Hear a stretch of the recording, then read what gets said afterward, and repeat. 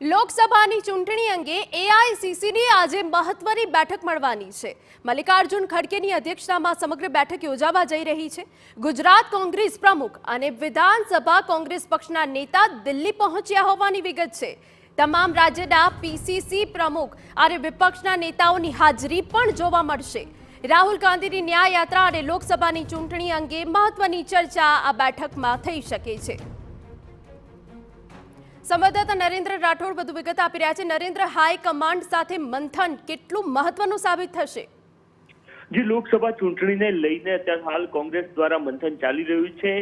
AICC એટલે કે રાષ્ટ્રીય કોંગ્રેસની જે દિલ્હીમાં ઓફિસ આવેલી છે ત્યાં અત્યારે હાલ મલ્લિકાર્જુન ખડગેની અધ્યક્ષતામાં આ બેઠક બોલાવવામાં આવી છે, જેમાં ગુજરાત કોંગ્રેસ પ્રદેશ પ્રમુખ અને વિધાનસભા કોંગ્રેસ પક્ષના નેતા એટલે કે અમિત ચાવડા અને શક્તિસિંહ બંને પહોંચી ચૂક્યા છે। અને આ સિવાય તમામ રાજ્યના પીસીસી પ્રમુખ અને વિપક્ષ નેતાઓ આજે આ બેઠકની અંદર ઉપસ્થિત છે, કારણ કે હવે લોકસભા ચૂંટણીને લઈને ખૂબ ઓછો સમય બાકી છે અને આ ઓછા સમયગાળામાં પણ રાહુલ ગાંધીની આગામી 14મી તારીખથી ભારત ન્યાય યાત્રા શરૂ થવા માટે જઈ રહી છે।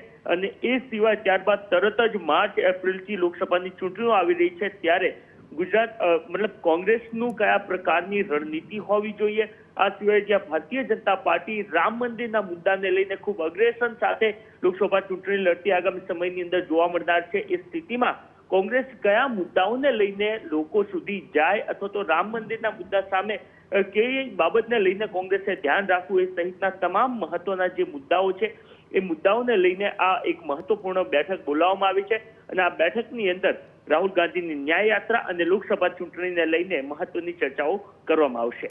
બિલકુલ નરેન્દ્ર, તો લોકસભાની ચૂંટણીને લઈને આગામી રણનીતિ શું હોઈ શકે તે આ બેઠકમાં ચર્ચાશે।